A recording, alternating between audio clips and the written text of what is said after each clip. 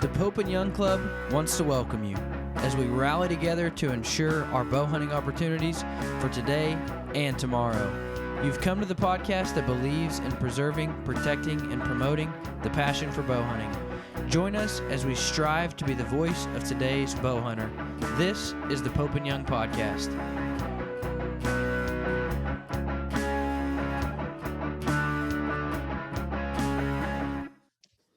Hello, everybody. Welcome to the Pope and Young Podcast. This is Jason Roundsville. I am joined by my co-host Dylan Ray, and we have straight from Anxynt, one of our corporate partners.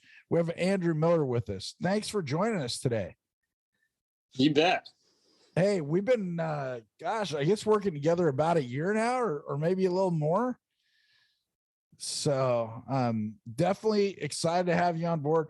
For anybody listening that doesn't know about Anxynt, tell us what you do. The goal is just to get people close, man. It's, it started as me not having a solution that fit my needs for archery hunting, a lot of the desert terrain in Nevada, Arizona, Utah stuff. So I hit the drawing board and basically went full circle with a moccasin design and just brought it back into the hunting industry. And it's been growing like wildfire, man. It's almost more than one guy can handle at this point. And the goal is just to get people close and give them a quality product that they can wear. I mean, some of the products that are out there are more of just strictly stocking, put them over your boot style, things like that. I was looking for kind of an all day solution that I can wear with a light pack and just, cover ground and be able to cover a bunch of different type of terrain. And this is what fit my needs. So I took some savings money and threw the idea out there, and it's been growing ever since. Well, I know Dylan and I were at a mountain archery festival. We saw this. And we're like, that's cool. That is absolutely 100% our people. And so, we started talking right away, and it's been a good fit. I know you've been a big supporter since you jumped on board, and we appreciate it. Let me just throw this out there, Jason. Yeah. I wear mine daily. Like, they're Walmart shoes for me. Like, I'll wear them to church. They're my dress shoes. Yeah. See, I never understood that, like, back in the day, because I have been to church, despite what Dylan may think. I have actually been to church. I mean, my mom made me and all, but anyway, they'd be like, okay, put on your best clothes and go to church. I come walking out in my camo gear because I'm like, well, that's by far the most expensive stuff I own. And that's not what I meant. So the girls don't get it when you go to a gala and coo you, it's like, this is worth way more than the suit that I got hanging up in there. Yeah. It's like, this is an $872 Sitka coat. That guy's whole 3-piece suit was $299 at Men's Warehouse. Come on now. If anybody at the party doesn't want to talk to me wearing this, I didn't want to talk to them anyway. So they got nothing for me. Yeah. So it's anyway, right before we started the recording just a smidge early, because we started talking about stuff, and I'm like, we got to record this. People want to hear this. And so my question to you was, if you have a nickname. I said, what's your nickname? Because a lot of folks in the industry have a nickname. And your nickname is? I did not have one, but you guys are proposing one. And like I said, we're not proposing it. We're establishing it. Yeah, it's established as of now. Pre-recording, he said, well, my nickname's Miller. It's just my last name. And I'm like, that's not a nickname. I'm like, your friends clearly don't have much of a vision or an extended vocabulary or something. But I am implementing, we're implementing the moccasin man. So you I like it. On, you will be the moccasin man. I'll write it down. And when I get the inquiries to say, hey, is this the moccasin man? I'll be like, yeah, it's him. Let me get my cape. Yeah. And so we're changing your business cards. Yeah. and email address.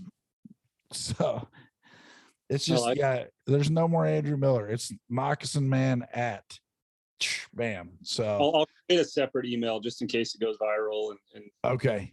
Yeah. And it's, in your defense, you did say that you did not invent the moccasin, But I would argue that you're reinventing the moccasin, because in my mind, it's like, I don't know, it's just not something that I had put any thought to in 30 years. And all of a sudden it's like, check those out. Those are cool. Like, they're cool. It's not just something that you could wear because it could help you get closer to game. It's like, they're actually cool.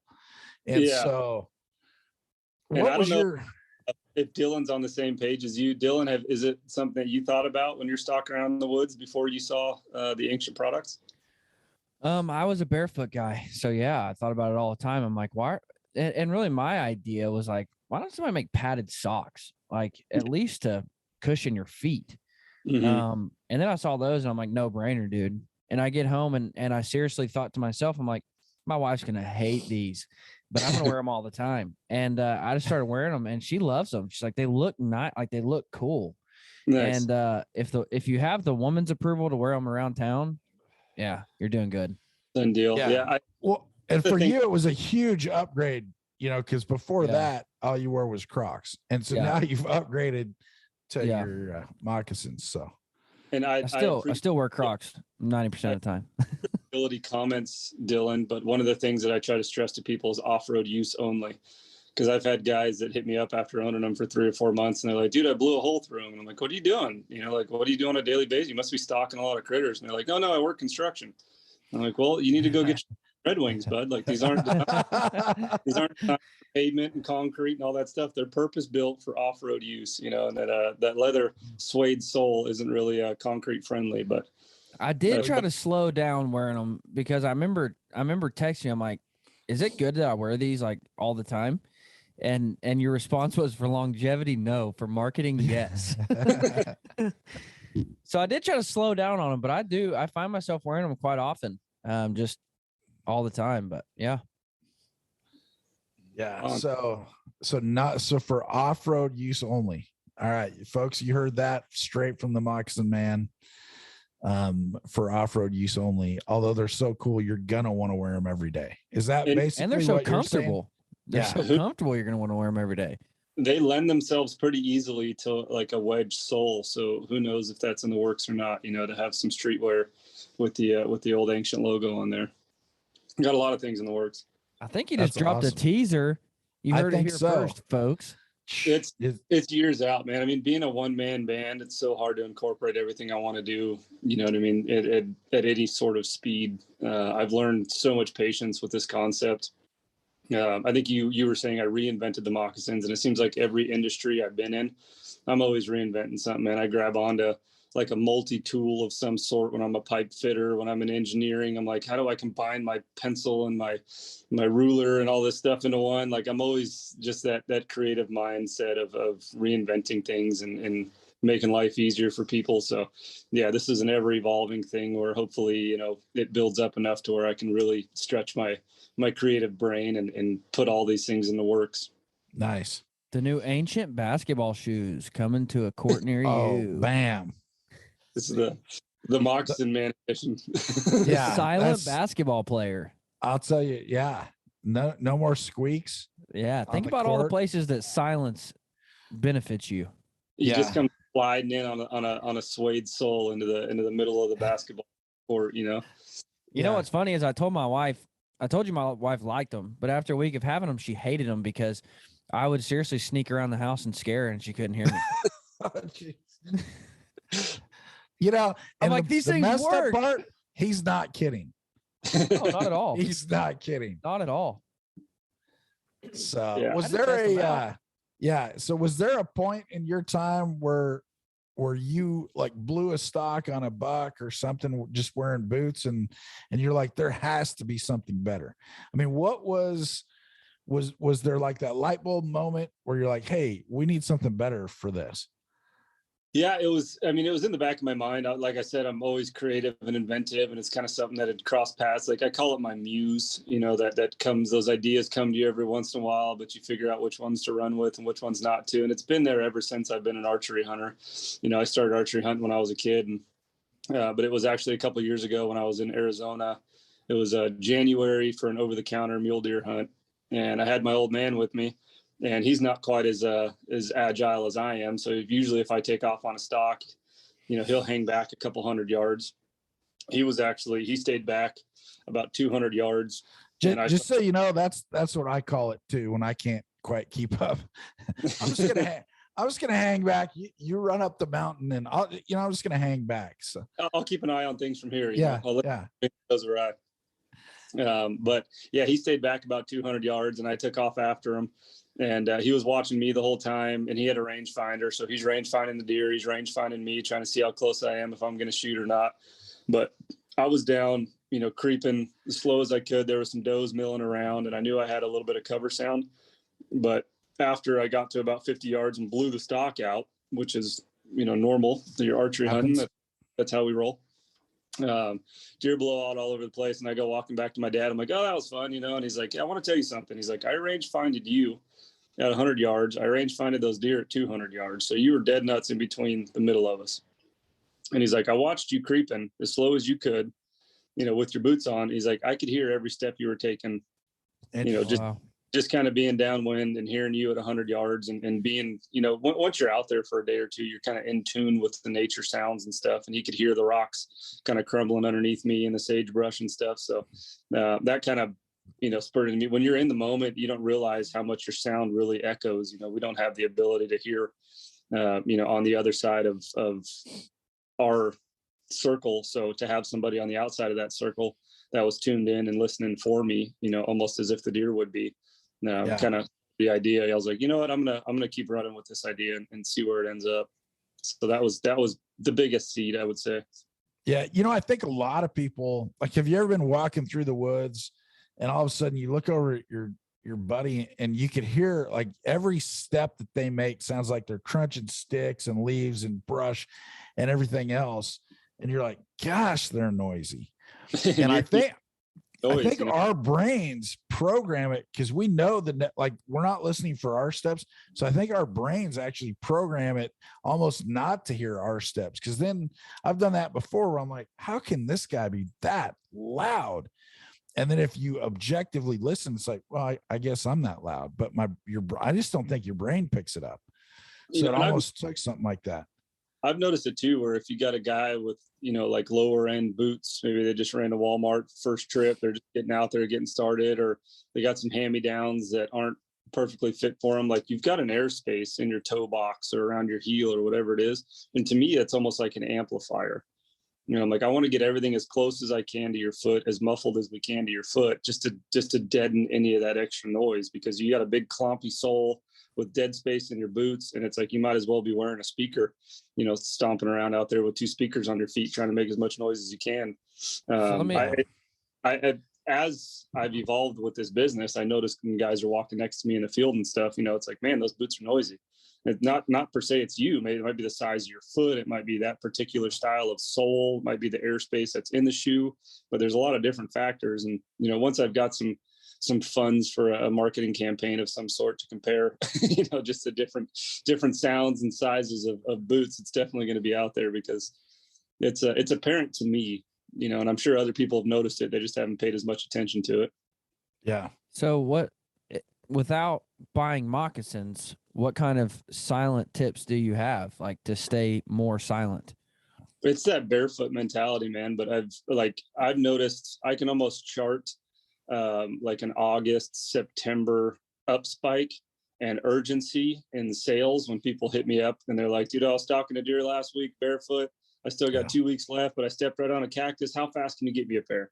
There's a definite sense of urgency in the middle of archery seasons here in the West, where people are like, dude, like, I saw your shoe and it didn't click until I just blew a stock. It just automatically triggers with people. And they're like, get them now. I got 2 weeks left, and those are going to get it done. So luckily it's a product that almost sells itself. Like, people see it and they're like, that's what's been needed. But as far as staying silent, for me, it was the barefoot. But nowadays I can't take the damn trash out without whining for a day or two, because my feet are so, I don't know, brittle, I guess, just fragile. They're not designed like they used to be. We used to be a hell of a lot tougher back in the old days. And just walking across the driveway, I step on a pebble with bare feet and I start limping. Yeah, man, I don't even like to hardly go to the bathroom in bare feet. I'm just like, I've always been soft footed. And so for me, barefoot is just not an option. So I've got to have something like this to even try it. And I'm a 80% Midwest whitetail hunter, and we have it easy because I'll literally go in, preseason and blow out a trail to get, the leaf blower to get to my blind or my tree stand quieter, or rake it or whatever. But I'll tell you, I did even notice more so when I started wearing those to the tree stand. Just walking in, I would stumble upon more deer than I used to because I would get closer before they heard me. And so, it's a different game here, complete different game. But I did notice, like, I am getting in quieter because I'm walking up on more deer without them blowing out before I get to my blind. And so I did notice that. And even 2 different times, had they been of any size whatsoever, I could have shot them because they didn't stand up out of the woods until, I was at 12 yards. And then they notice something's going on. They stand up and I'm like, if you were of any size, you would be killed because you're standing at 12 yards from me right now. And so I noticed it was a game changer for me, even in the Midwest woods here. Yeah. You figure people have been hunting in boots for so long, deer have been generationally trained to listen for what a boot sounds like, and this is a bit of a game changer. It's not that typical boot sound where they kind of let their guard. It's just like out here, you walk up to a group of elk sitting on a horse, you get a hell of a lot closer than you do rolling up on them in a truck.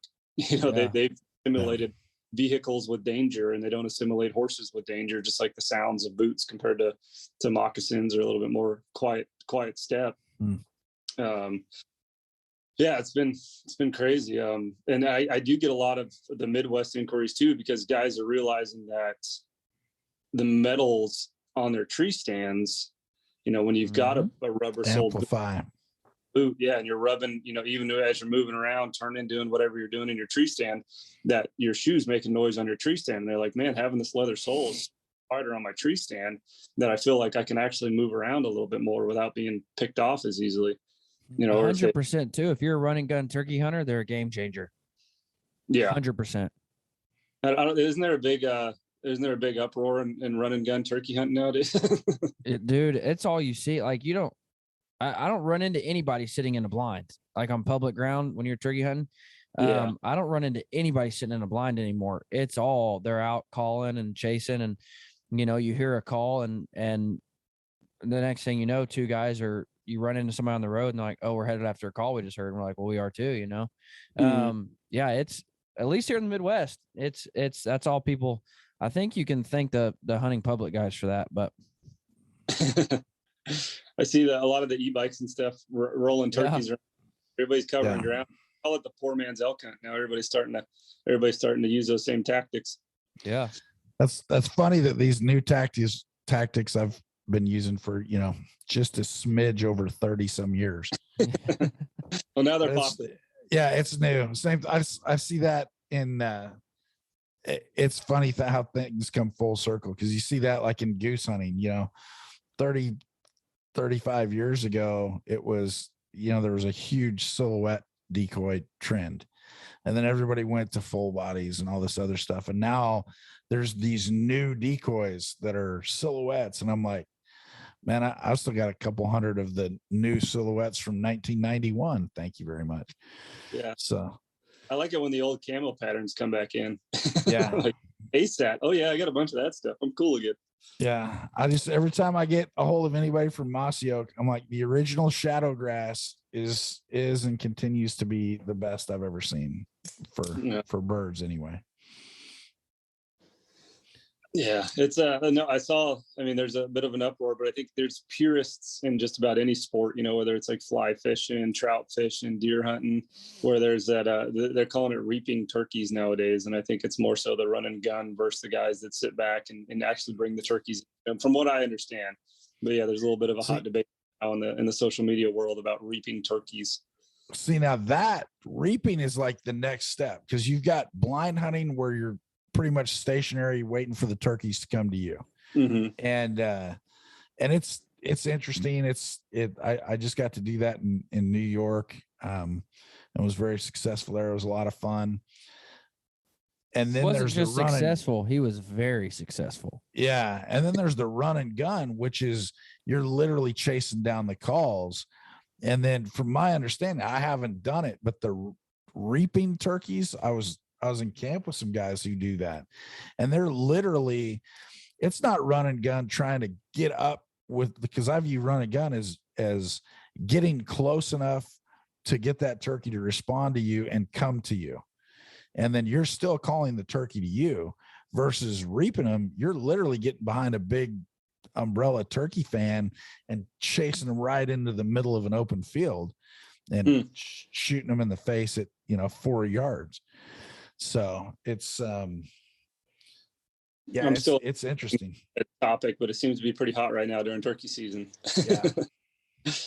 It's just like that, like I said, that purist mentality, the fly fishermen that, won't let you fish with anything other than something native that's there as compared to like bringing something else in, like an unnatural bait. Like I'm not too in depth. I've never hunted turkey in my life. I think I've called a few of them, but never seen a turkey or a bear with horns big enough to get me excited. So they're kind of out of my realm. Oh.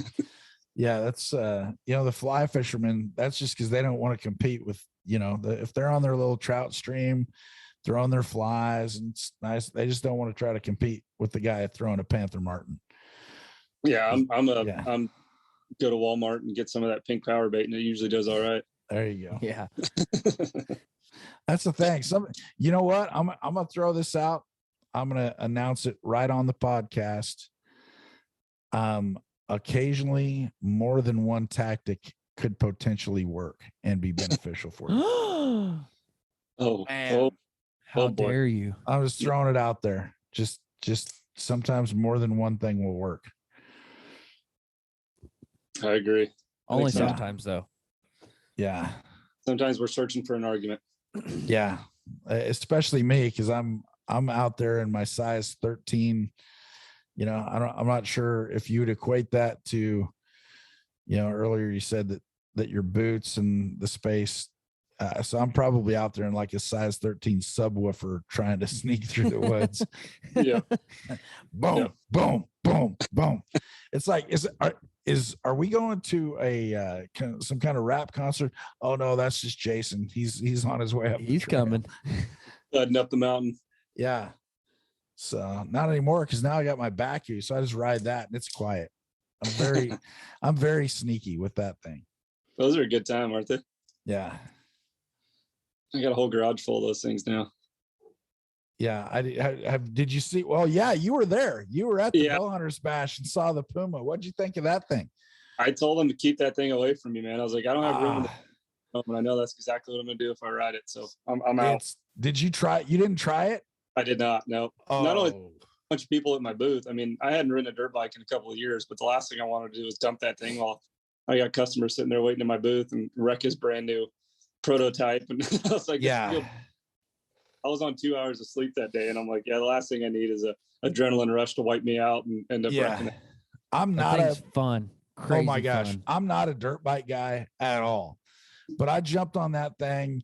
And apparently I am a wheelie guy, because I started taking off. Next thing, it has twice as much power as you expect it to have. And I mean, I never really got on the throttle. I just, gave it a little juice to get going.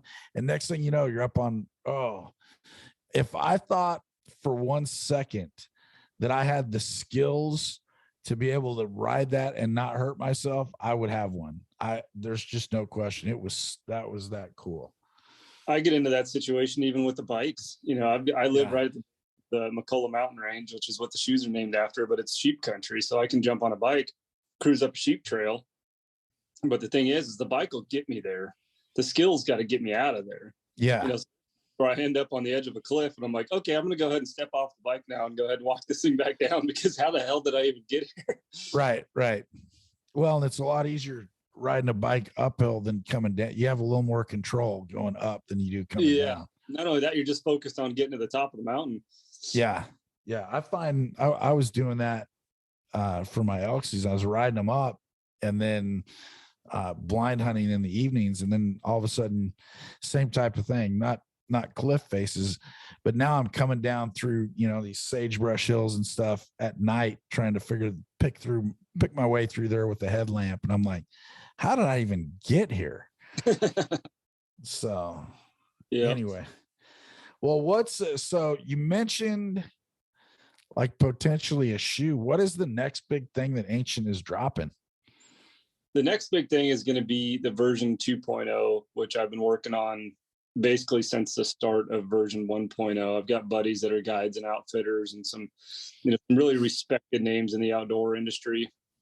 That is basically a team of mine, probably 10 guys that, I'm like, I need you guys to beat the living hell out of these version 1.0s. This is the best that I could come up with. I'm not a professional by any means. I can, I hunt as much as I possibly can, but I'm not a pro. I don't live out here. I don't get paid to do this. I'm not, killing 60 animals a year like some of these guys are doing.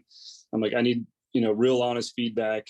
How can we perfect this and kind of build from it? So the last couple of years, it's been just taking input and insight from guys that do it on a daily basis and building a version 2.0, which will cover all the bases. I think version 2.0 is going to be one of those, it's built for 10% of the crowd, but it works for everybody. Okay. Type of thing. And I'm getting a lot of inquiries for wholesale stuff, different companies that want to start carrying my products and trying to figure out how I can actually incorporate that with version 2.0, like bigger volume.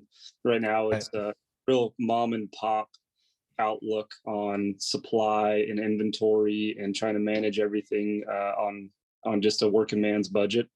But as things have grown over the last couple of years, I've got to start thinking bigger and figuring out how version 2.0 can really, be on the shelf at archery shops near you to where people can try them on or be available. That'd be great. Be available through large online retailers and stuff. So it's bigger scale that I'm learning as I go. It's not overly stressful for me, but it's incorporating all the designs, making sure that's perfected before it actually comes to market, and then actually scaling the business. But definitely one of the things on the back burner is, to incorporate a wedge sole of some sort, because there's not a lot of lifestyle footwear that still encompasses hunters and outdoorsmen. Like we're going to an event, regardless of what it is. Our wife wants us to go to a work function. We're going to throw on a KUIU t-shirt. We're going to throw on something that assimilates us with the outdoor industry and the hunting industry.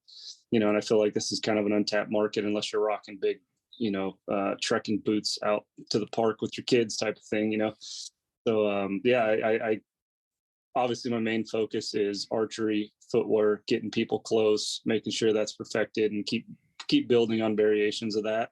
But I think it'd be a fun pet project also to just kind of do some streetwear type stuff when we're not out in the field and hunting. We can still be assimilated with a cool footwear brand that connects with us. Absolutely. Now you mentioned, hey, it'd be great to be in archery shops. Where can people see you? Where are you going to be, in the next, where can they come see you this summer or I halted all travel plans this year. I limited myself on draw tags. As much as I want to hunt, you start a company in the hunting industry and all of a sudden your busy season's during hunting season, Yeah. Which is okay. I realize that there's going to be a little bit of sacrifice in my leisure time to get out and hunt and stuff. But this year, I didn't end up signing up with the Mountain Archery Fest. I came and did the thing with you guys, which is cool because I got to meet the back guys and kind of see that country and be out there a little bit. But yeah, not a whole lot of travel plans at the moment. It's more so just buckle down, trying to build this thing out. And so far the online presence has been sufficient to where I always have a free exchange policy. They contact me, tell me what size they wear. I refer them for which size and which style, because there's a couple of different styles in the men's and the women's. And if they don't feel like it's a perfect fit, then send them back and I'll get you, the next size that will be a perfect fit. And nice. The last thing I want out there is somebody who doesn't, enjoy their shoes or isn't going to use them. I'm like, just full money back. The last thing I need is, somebody who's not content with their product. Yeah. So, it's been just a lot of online logistics to date, and it's going to continue to be that until I can, actually have a team out there that can, as far as resellers that can help me, show the product and get people fitted properly. Gotcha. Well, I hope you've got Reno in April on your calendar for the convention. That's our biannual convention. Need to make sure next April in Reno. Yeah. So be a good opportunity to get in front of a lot of our folks and let them see your product. Because I see,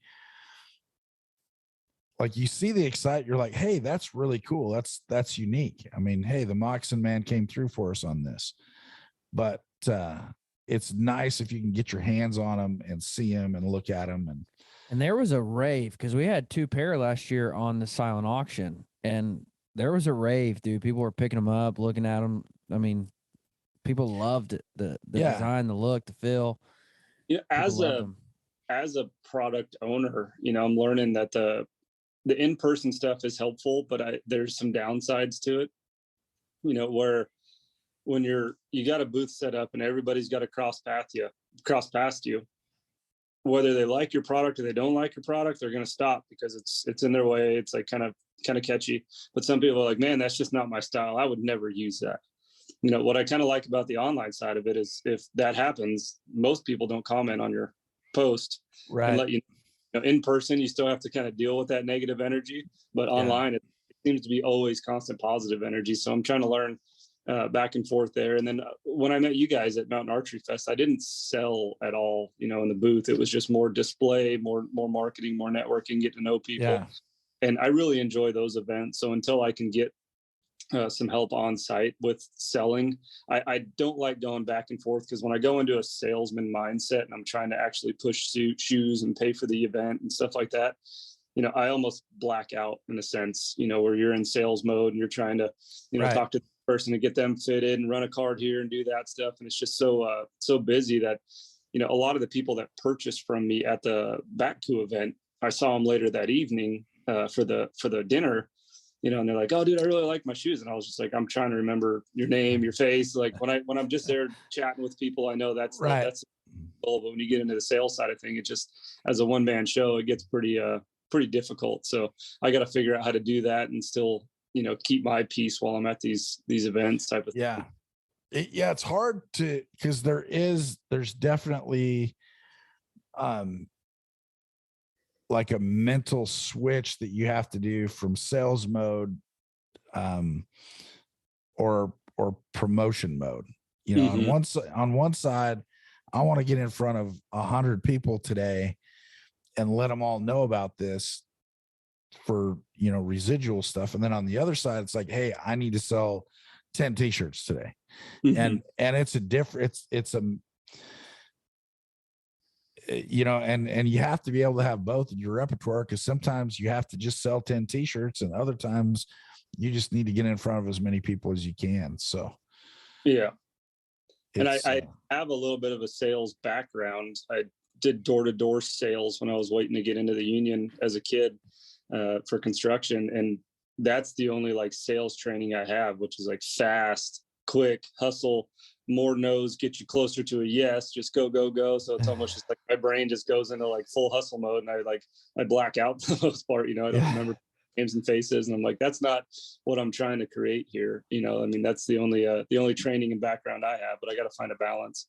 Yeah. I used to sell subscriptions to the Cottage Grove Sentinel newspaper door to door. And mm-hmm. I think 3 years in a row, I was in the top 3 for sales. And then I look at it and I'm like, man, I lived out in the sticks. Like if I hit 10 houses, I had to walk 3 miles. And some of these other people were like in town. They walked 3 miles. They could hit 1,000 people. I'm like, this isn't fair, but anyway, it turned out okay. So yeah, that door-to-door sales, man, you want to talk about earning it. That's how you earn it. You get some sales, experience, but it's especially out here, the sales experience was like jumping out at stoplights, asking people if they want to buy coloring books for their kids, or like these Chinese made 18-volt drills and stuff, just whatever was in my car that day that I was supposed to sell, and it was just like trying to rack up as many no's as possible so you could find a yes. It was just a numbers game. And I'm like, that's the only training I know. So I start wandering out of the booth trying to sell stuff. Yeah. Yeah, it's neat. And there's the Mountain Archery Festival events. There's a good vibe there. Everybody's, you're up on the mountain, rain or shine, everybody's typically in a pretty good mood. So and Brandon, I mean, the owner of the Mountain Archery Fest, I mean, he's a live wire, man. I just like being in his presence. Such a go getter. He's always 110 miles an hour, and it's good to see him. I feel like he's family at this point, just from talking to him a couple of times and hanging out with him a few times. And he still reaches out on a personal level all the time. He understands I'm not going to make it this year, and I wish them the best, but hopefully next year we'll be able to be there. Yeah. When you start talking about positive energy, man, that guy you're in the room with him. You're not even Mount Archery Festival outside. You're just in the presence of that guy, and there's positive energy.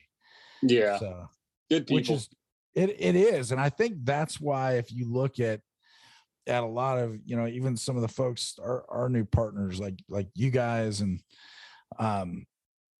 it just creates a really positive energy, and they're doing a lot of the right things. I was just last weekend there at the one in Utah, just outside of Park City. And they're making decisions not for what's best for them today, but how can this be the best it can possibly be moving forward. And so it's neat to be a part of that, be associated with folks. Which I love to see him do. Like, I can see him take on way more than he's capable of, and then he just becomes a new person every year, handling. Cool. I love his drive. Yeah. You just sometimes have to remind him, hey man, it's okay to delegate. You don't have to you do not have to do every single thing yourself. Yeah. I don't know of a small business owner that doesn't, lack that skill set of delegating. You try to do everything yourself. And end up on the floor. Exactly. Yeah. You just run yourself ragged, and then it doesn't quite get done. So yeah. I think delegation is one of those skills you have to learn, and you're going to get burned because you're going to delegate something and it's not going to get done. And guess what? That's part of life. It just happens. It literally feels like you're taking a chunk off your body and handing it to somebody. Please, absolutely. Back, so I can reattach it when you're done. Don't break it. I'm going to need this. Yeah. So are you full-time now, Anxynt? Or nope. Where are you from that? How much farther do you need to go to get there? Quite a long ways. I mean, I've got a pretty reliable day job where I'm engineer for a utility company here in Vegas. And I just got a promotion 2 weeks ago that I'm still learning about and stuff. Like, it seems like as I grow with the business and become more, obviously they see that. So they're handing me more responsibility. And it's I mean, as much as I'd love to, that's obviously the end goal. I'm not going to make the business pay my way if I don't need to until it's necessary. Like, it's going to be more of a demand thing where, I need to devote more time and less time to the gas company or to my utility company then it's fair. You know what I mean? So I'll make that transition. But as of right now, there's no plan, no escape plans. It's the end goal, but nothing on paper. Yeah, that's so. Like a lot of small business owners, you have to have a job so that you can afford to start your business. Yes, and then fund and then grow your. Yeah, it doesn't. Yeah, they don't just happen overnight, and it's not free. Yeah. So. It's been a long road, man, and it all just keeps going right back into the business, just trying to build it and grow it. As it needs. Yeah. Now, you mentioned you weren't a turkey or a bear hunter because they didn't have horns or antlers big enough. What is the one thing that you like to chase the most? I would say sheep. Sheep are my jam. I usually end up on a sheep hunt or two a year. But as far as where I'm located in Nevada, any given Sunday, I usually find my way up into the sheep hills with a camera. Just watching these sheep, checking these sheep out. But if I got a 3-day weekend, it's mule deer. It's, just about anything that Nevada has to offer, really gets me going. Elk, mule deer, antelope, sheep. it's everything fairly close, and it's very rare that I turn down an opportunity to go chase after them, even though, I don't have a tag or whatever's going on. It's like, yep, I'm gonna be there. Like, I got to get my fill. Nice. So if there was a chart, it's broken up pretty evenly between, these Western big game animals that Nevada has. Yeah. And they've got, pretty good selection down there too. Yeah. Yeah. It's a good time. This year I only drew one tag, but it's a spike elk hunt, and it's peak rut, September 25th through October 4th, which is pretty good rut times here in Nevada. So that should be a good time. I don't know if I'm more excited to grab my release or grab my camera so that I can chase some of these Nevada bulls around while they're screaming their heads off with the camera. Very cool. Get my elk fill. Yeah, very cool. So if you could what's your dream hunt? What's your number one bucket list? I'm really itching for a coos hunt. Okay. And right now I've also got an itch to go to Hawaii and get one of those axis deer, because I was out there a couple of years ago, and the person that I was with wasn't okay with me leaving our chartered vacation to go and chase those axis deer. So I'm like, if I ever get a chance to get back to Hawaii, I want to find one of those things in velvet and get after it, because they're cool. Yeah. Yeah. Coos deer. Everybody that hunts those enjoys hunting them. And as far as, axis deer, I mean, like, you need an excuse to go to Hawaii. I'm just glad it's back open. I can't wait to get back there. Yeah. So I used to go quite a bit. We ended up in the country when we were traveling around out there, and I saw some axis deer hopping around and doing stuff. And really? I'm not prepared at all. I can't chase these things. Like, it was, my hands were tied at the time. So now I'm get back out there and do what I wanted to do. But yeah, the coos deer, when we were at the Baku Bowhunter Bash, every one of those coos deer hunts that popped up, I was like, I can make time for that. I can make time for that. I was hoping that there was no reserves on the auctions, and I could kind of stag one of those, like some of those African hunts go for sometimes. Yeah. Yeah. It's, I looked into those a few years ago, and I was talking to somebody, I think it was Stephen Ward, and you can hunt them in January. Mm-hmm. And I was like, well, man, that's great, because what else are you going to hunt in January? And then I started looking around at the show schedule, and with ATA and Safari Club and Dallas Safari, I'm like, hunting January, it's just not going to happen for me. So, there's ways to make it happen. I met, Chris Denham, he owns the Western Hunter magazines. Okay. Yeah. He hit me up last year when he was here for SHOT Show. He's like, hey, Andrew, I'm here for SHOT Show. Like, can we meet up? Dude, I really want to check your shoes out and do this. And I was like, I'll make time, because I'm here in Vegas. And I was like, yeah, down there. Like, went and met up with him at the convention. He's got his backpack on, and he's like, I'm leaving right now. I'm jumping in my truck. I've got a, javelina and a coos deer hunt out in Arizona that I'm leaving for. So he's incorporate those late January tags into his show schedule as well, with everything he's got going on. So yeah, it's doable. It's just it's busy. Yeah, that's the thing, is maybe I just need to spend more time on the scheduling part. So well, when you find yourself headed up to the mountain, here's the magic question we ask all of our guests. When you head up to the mountain or out to the desert, the next time that I'm heading to the mountain? No. What's one item that you find in your pack that's maybe kind of a non-traditional item that you wouldn't want to be there without? Wet wipes. Okay. That's a given on any. I mean, that's why in the world your nickname's not the Wet Wipe Man. It is now. We can change it, Dylan. We're changing it. He said, title of the episode is now Wet Wipes Man. Wet Wipes Man. He said, what's in your pack? The boots are usually on my feet. So that was a given. There you go. Okay. All right. That makes sense. Okay. I think we can stick with Moccasin Man. Yeah, I guess. Yeah, that was good. I guess. Nice. It'll suffice. Sometimes when you're digging the hole, you have to stop digging, but he recovered nicely. Yeah. I'll give it to him. There's the obvious reason for the purpose of the wet wipes, and then there's the other bonus reasons, where usually when I knock something down, a buddy knocks something down, like I'm big on photography. I'm big on kind of setting the scene for those final trophy shots and making sure that they're memorable.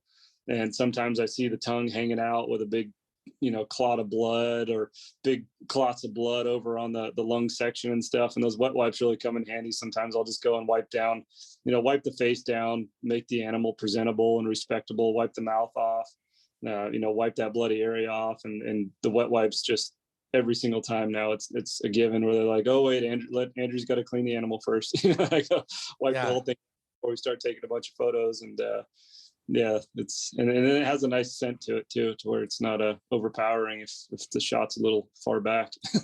Gotcha. Yeah, it's for me, you get an animal down, and when you're taking the trophy photos, it just seems like you take 1,000 pictures, and then literally later you're looking through them and you're hoping there's one good one, because there's always something, either like the angle's right, or the sun's right, or there's a shadow right across your eyes, so you can only see from like here down.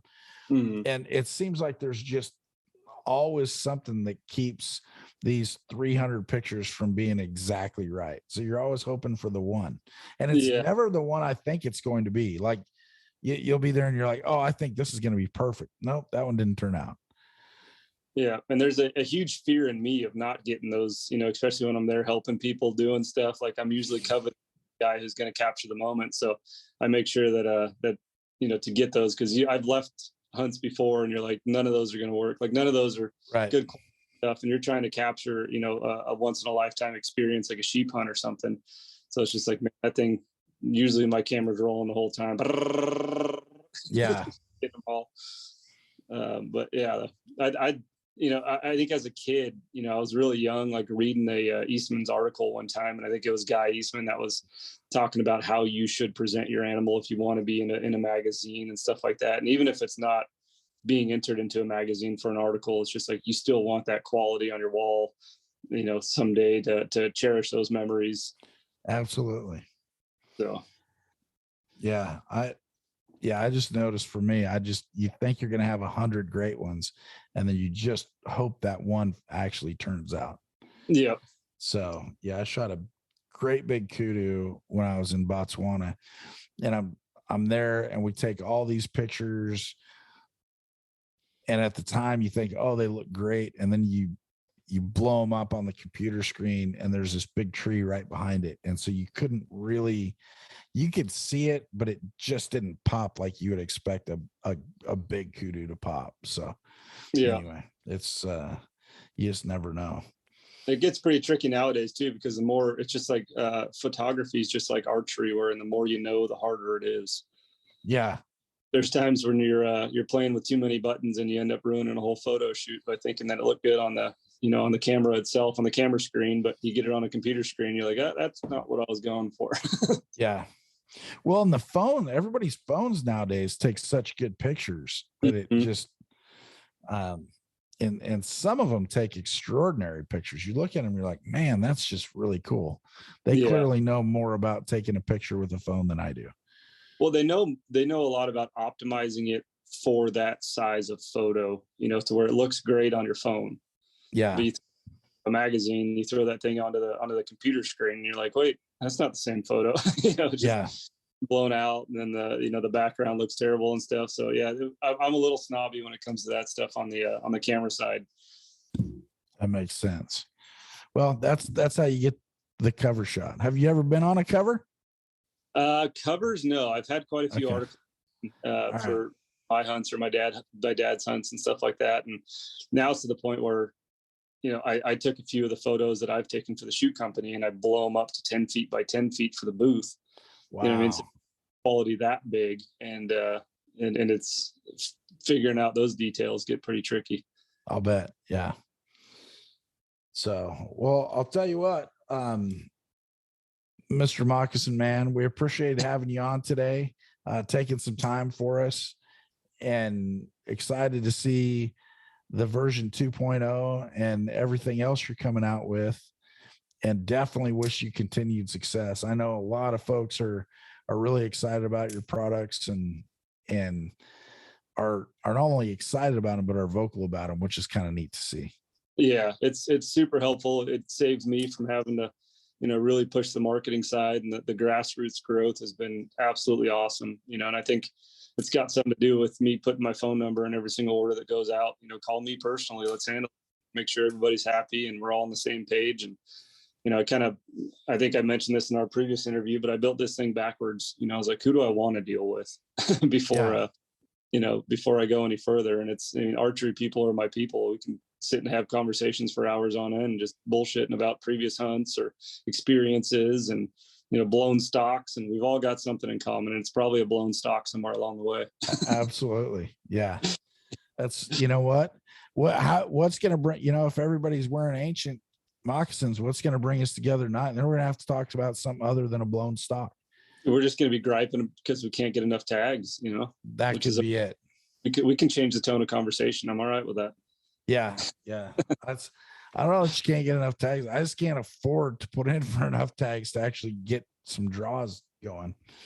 Yeah. It's, having this business, I get a lot of guys with like ranches in Texas or guides in New Mexico and, people all over the place that are professionals. They're like, man, just give me a call. You ever want to come out and hunt some deer? And I'm like, what do the tags cost? How is it? And they're like, no, it's private. You just come out and hunt something. It'd be cool to have you out. And I'm like, one of these years, I'm just going to write down everybody and invite and take a complete year off of work and just say yes to everybody. Like, hey, I'll be there in 45 minutes. Where'd you say your address was? Yeah. Well, then you've got the guys, because there's different folks there. There's people who mean it. They say, hey, come out and hunt and we'll get you out. And they legitimately mean that.